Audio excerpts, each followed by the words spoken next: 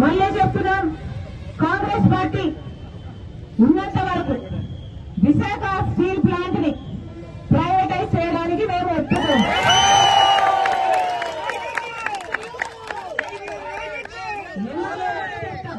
ఎందుకో కూడా చెప్తాం. పక్కనే జింక్ ఫ్యాక్టరీ ఉంది, గుర్తుందా? పక్కనే జింక్ ఫ్యాక్టరీ ఉంది, దాన్ని తీసుకెళ్లి వేదాంతాకి ఇచ్చారు, ప్రైవేటైజ్ చేశారు, వేదాంతాకి ఇచ్చారు. ఇప్పుడు జింక్ ఫ్యాక్టరీగా ఉందా? దాన్ని మూసేశారు.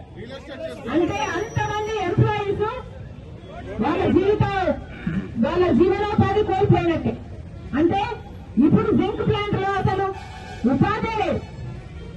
ఇప్పుడు వేదాంతాకి ఇచ్చారు, వాళ్ళు రియల్ ఎస్టేట్ చేస్తారు.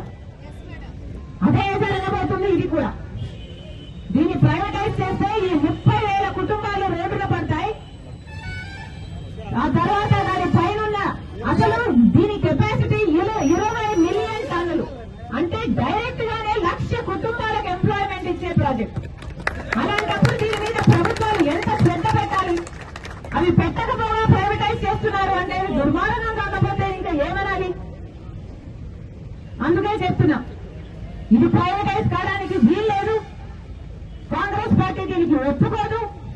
నేనే కాదు, రాహుల్ గాంధీ గారిని కూడా తీసుకొస్తాను.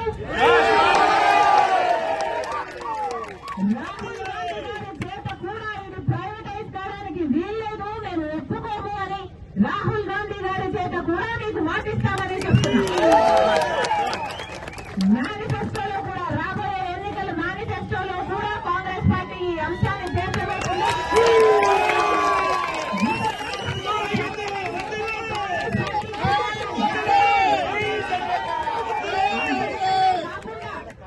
ఈ ప్రాజెక్టు నిలబడడానికి దీనికి కావాల్సిన మైనింగ్, అయనోర్లు కూడా మైనింగ్ కూడా ఏర్పాటు చేయడానికి Congress party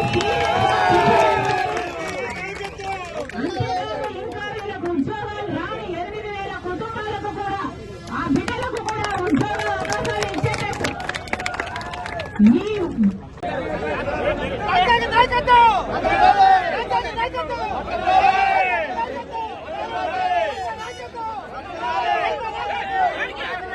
okay, thank you. ఒక్క నిమిషం అన్న, ఈ నిర్వాసితుల రిప్రజెంటేటివ్